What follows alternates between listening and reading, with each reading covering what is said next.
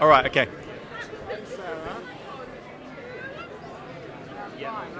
Okay, good to go.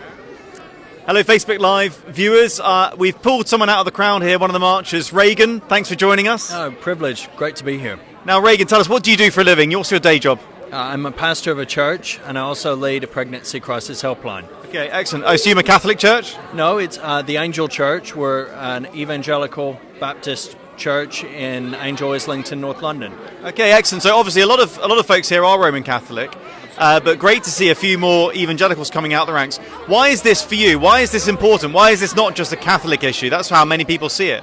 I think that's extremely unfortunate, and that's a shame on the evangelical church. Life, regardless of who you are, what you believe, is from conception. God creates, He gives the gift of life. In that the marriage union is what we believe biblically is the right way, but at the same time, any life is valuable and a gift from God. And so we should be right at the forefront of speaking good news, bringing people to see that life should be valued, should be cherished, all life has purpose, and really driving this narrative forward, that this truth narrative that life should be preserved and protected, and particularly those who are vulnerable. Thank you, Regan. Now, a lot of evangelicals out there would say, look, we're just here to preach the gospel. We don't want to get distracted by something like abortion. We don't want to get political. What's your response to that? This is a gospel issue. I mean, one of the things that I really struggle with is when I hear people say, oh, just preach the gospel. Well, preaching the gospel means confronting the specific sin issues of the current moment, of the current day. And yes, addressing other sin issues, but if we're not pinpointing the biggest problems of our society, we're behaving in a cowardly way, to start with. Also, we're not really speaking with relevance and with power. We're not speaking truth to power, and we're making ourselves in the process irrelevant. So it is a gospel issue. We're here to confront that which is sin, which we believe is sin, but also to proclaim that there is good news. There is life even beyond this life. Fantastic. Thank you, Regan. Now, as we said, many Roman Catholics out here, a growing number of evangelicals, which is fantastic.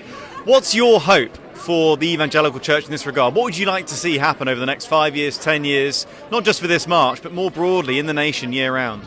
I want evangelical churches to really get on board, not only with campaigning, which is important. I don't particularly feel encouraged when I hear churches and Christians say, oh, we don't want to get involved with that.